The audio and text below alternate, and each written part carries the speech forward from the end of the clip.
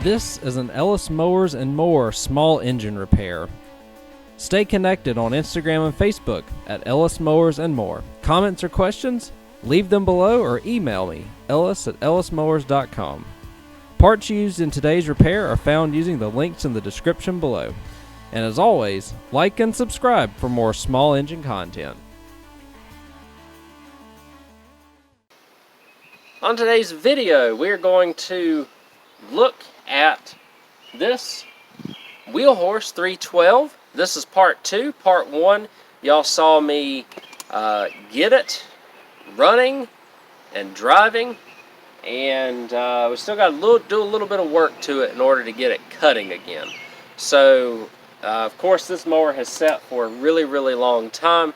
This was my father-in-law's mom's mower, and he used it until it started having issues, and then he kind of parked it in the back for a little while. Said, if you can make some money off of this, go for it.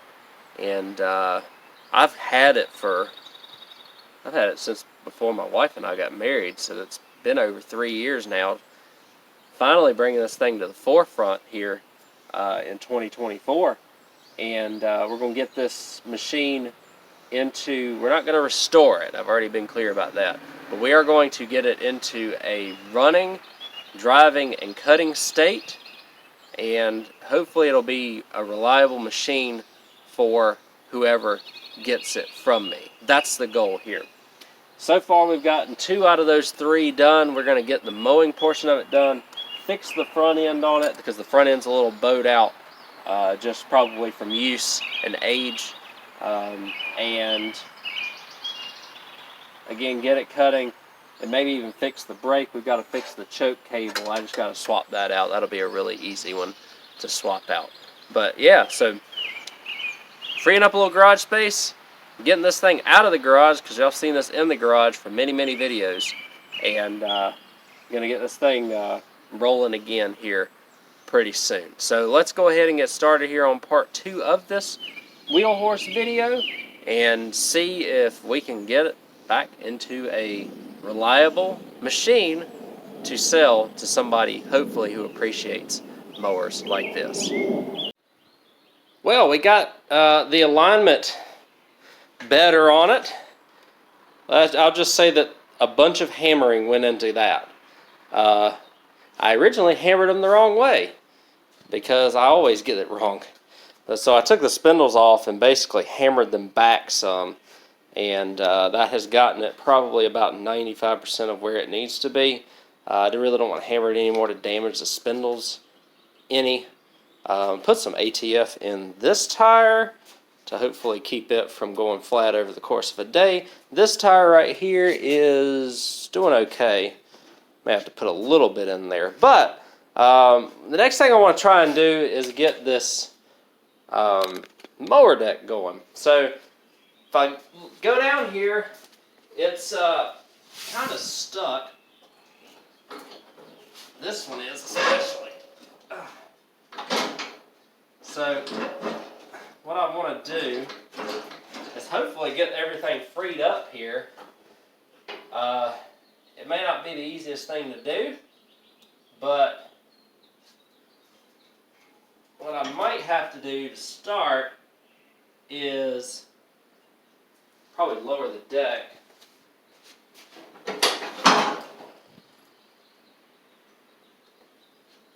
And probably relieve the tension on the tensioner pulley somewhere. Figure out which pulleys I need to lube up. I think this one's one of them to get going again. And because on this side, this right side will actually move. The left side does not currently. It's just there's so much that goes into this mower deck to try and get it off, I think. Oh, we've got a broken bracket back here too, huh? So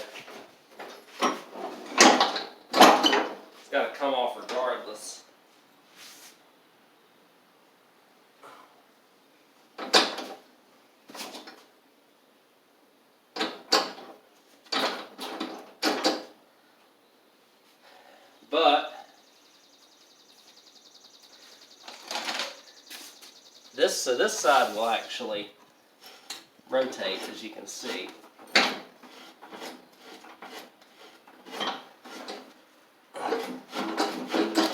But only so far. And let's see, I'm trying to figure out where the tensioner is. It's right there. It's a little weird. The tensioner's a little weird on this.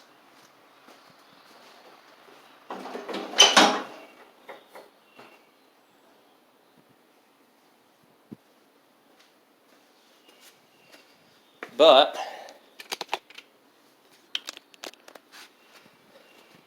so there's so many areas of this mower deck. It's kind of crazy. But let's see. So the get the tensioner spring off is right there, kind of in the middle of your screen. And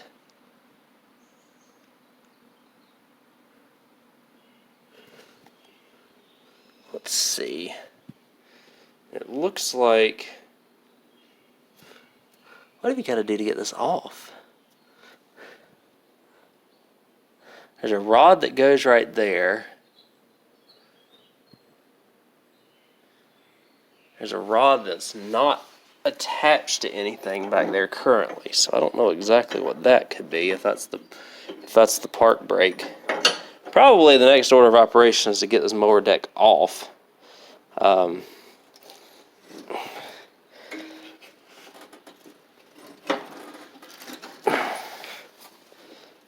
Which shouldn't be too bad, I don't think. I got to get under there and pull that spring off, which I can do with some pull rope. Relieve the tension on this belt. We'll see which pulleys are moving, and we'll get the belts and stuff off of here and see if we can pull this thing off. So I'll take care of that next. So with a little bit of WD-40, I have freed everything up on the mower deck. It is spinning freely, which is good. It doesn't sound like it, but that's because it's connected to the PTO up here. I got both belts connected. So we still have to work on the carburetor a little bit, and we'll see what I have to do on this, but I may just raise these up for now, see if these will lower. I don't know, like I said, I don't know if this deck bracket's in pretty rough shape on this side, so might have to sort that out. Oh, I think one of that piece in the middle there isn't good either, so got to do a little bit more work. However, I'll just slide that in for right now. If this runs, drives, and cuts, then the rest of it hopefully will be easy. Put y'all on the tripod. I'm gonna back this thing out. Hopefully it'll crank back up. Get it out in the concrete there.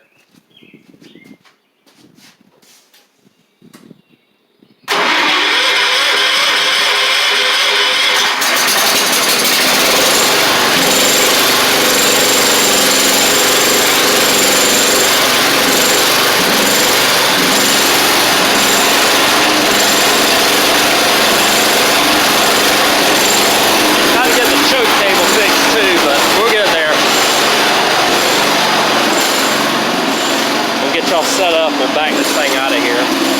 Hopefully it'll stay running for us.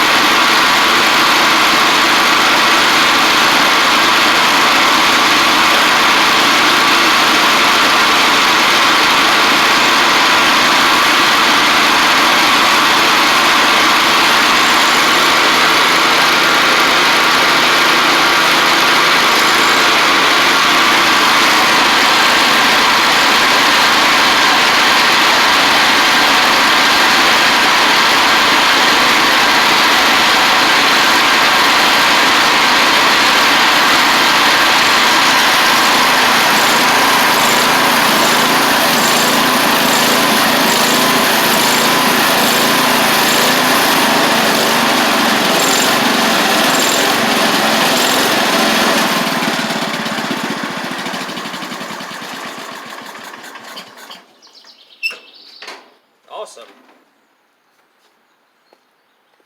So I still have a few things left to do on it, but y'all saw the deck kicked on, works.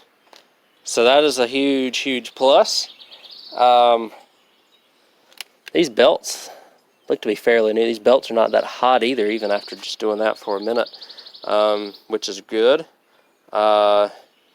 This belt looks like it's okay. So we got the deck back going again. Fantastic. Do need to grease the spindles up.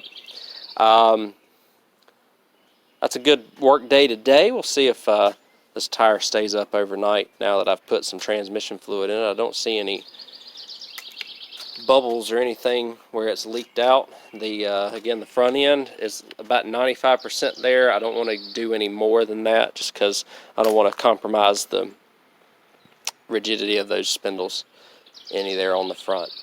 Super cool though. Has not ran in many, many years. Ran, drove, and cut. We got it doing all three of these things. Really, even though it took me months, in a matter of really just a couple of days, finally getting to work on this thing. Alright guys, so I got it running on a lot better now. I just had to pull the carb. I think some junk got caught in the pickup tube on that carburetor. Those carbs are super simple. I just had to pull that top nut out on the carb.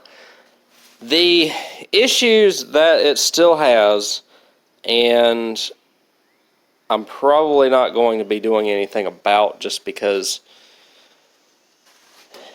it's very easy to spend hours, days, and weeks on one of these things trying to get right. And I just do not have the time to get it 100% perfect. I have gotten to where it is running, driving, and cutting, and hopefully it'll stay like that. And it should be a really, like, for somebody who's looking for one of these, it's going to be a really good example of it. I'll show you what I've got so far. Looking at the mower deck, I have turned the mower deck on, as y'all saw, and I've ran it for a little bit. It's not eating any belts or anything from what I can tell in the little bit of time that I've ran it. I can't really see any fix for the brakes, so I think we are leaking a little bit of fluid from this lower transmission seal there. This piece right here actually just goes to right there for the deck arm. The back brackets are not in the best shape. I could weld them, but the thing is, I've learned that with a lot of these classic tractors, people are not looking for them for the mower decks. They're really looking for them because of the transmissions. So it honestly would be, and I learned this from the Cub Cadet 70, pretty much a waste of time for me to try and fix this deck any further in terms of the amount of money that I'm going to get. I have to think of it from that aspect, because I can't, like, I've got other machines here, customer machines, personal machines that I want to get out of here, and I just would love to, if this is my only project, or if I only had a couple, then I'd love to spend the time on it to make it look better and get it 100%. But it looks like, I mean, if you look under the deck, the blades look like they're pretty good, from what I can tell. And like I said, it cuts. It doesn't surge anymore, at least on the last test that I did. And I got the front end straight. So, the big things I have fixed on this, which is good. Now, there will be a few little things. The other thing that is kind of like weird to me is that it seems like the regulator or the diode, however this is set up, is like literally like an on-off switch. It's like sometimes it'll read 0, sometimes it'll read 13, sometimes it'll read like 5 to 8 to 10, and that could be something that rectifies itself over the course of time as it's running, just waking up the voltage regulator and stuff on it. The other thing I think I've got to do was level the deck, and I believe the way that you do this on these is that they have these 5/8 inch nuts here, you take off, loosen, and then just slide that nut up, and where it rests is where the deck stays level. And I think that this one's kind of a little jacked, just from use, really. So what I'm going to do is get it back down off of here, but what I'm going to do first is, let's see, can I do it? I don't know if I can or not.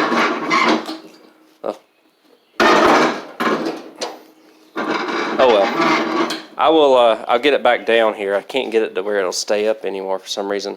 And see if I can get all that fixed on it. Put that bracket back on right there in the rear.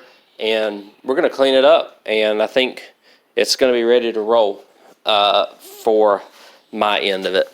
The good news is these are belts for the machine.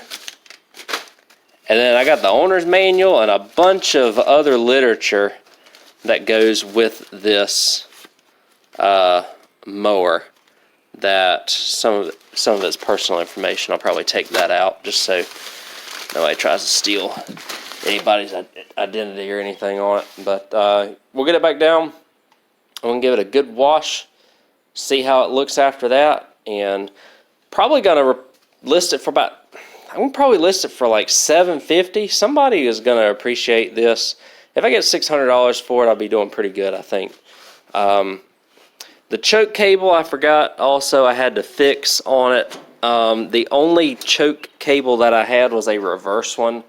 So you have to push it in, or you have to push it in to choke it and pull it out. But hey, it works. So, and the other one was just frozen solid. But I think that's about it, y'all. I am going to take care of the rest of this, give y'all a good cleaning, and give y'all just a final look around and a final run of this machine before we send it on to a new home, hopefully. Alright guys, so before I show you after I clean it up and just the final everything of it, I do want to show you some of the cool stuff here. A lot of it has personal information on it, but there's the operator's manual. This is a 1985 model year. I thought it was a 79, but it is an 85. And just looking, it was purchased in Virginia. It's got the 42-inch rear discharge. Look at how much this thing cost back in 85. $2,549. And then she bought a sweeper with it for $220. So altogether, she financed it. Out the door, this machine was over $3,000 new, which is crazy. Around it would be about $2,900 roughly after you take off the $120 for the cart. So we're pushing $3,000 on what this cost new. And then I have a few other maintenance expenses and belts, pulleys, tubes and tires. And honestly, the list goes on and on and on down here. It's just because it's got personal information on it that's not mine. Don't really want to share all the maintenance records with you, but it's really cool. I want to see if my wife wants to keep some of this since her grandma is deceased now, and some of this has got her handwriting and things along those lines. But definitely the manual and stuff is going to go with it. The manual for that is going to go with it, and a few other, and the belts and stuff. So let's go take a look. I just figured that y'all would enjoy seeing this, and just as much as I did. I've just been sitting here for a few minutes just thumbing through everything just to see what all has been maintained to keep this going. Let's go out there. I'm going to show you a final look. We'll do a final drive before we send this thing on. Alright, so here we are. Last look at the Wheelhorse 312-8. Pretty cool, y'all. We're at the point where I am done working on it on my end. We're gonna it's gonna go to a new home. Somebody's gonna enjoy it, hopefully. And maybe they'll restore it, maybe they'll use it, maybe they'll just, pull around with it. But it again is a pretty decent machine for what it is and the age of it. Runs, drives, deck works, and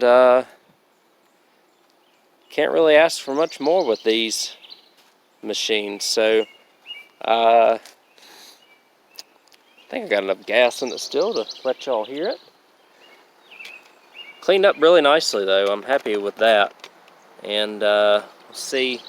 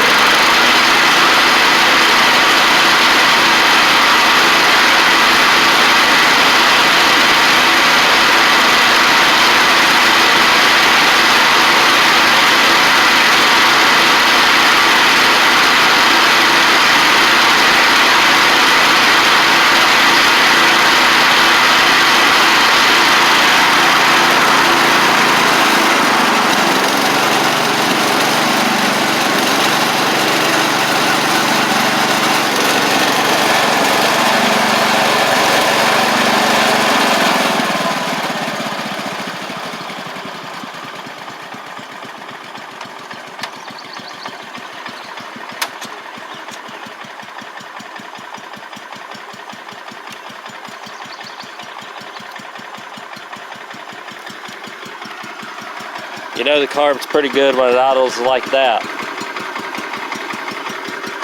That's nice, ain't it?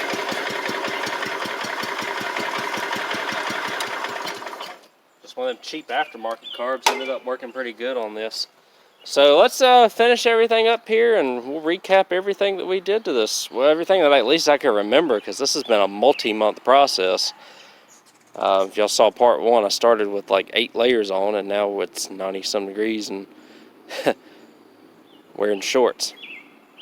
Alright guys, so we're done on my end with this, I believe, as long as nothing crazy shows up between the time I film this video and the time I sell it. I have done a lot to this. However, it really wasn't that much considering how long this machine has sat.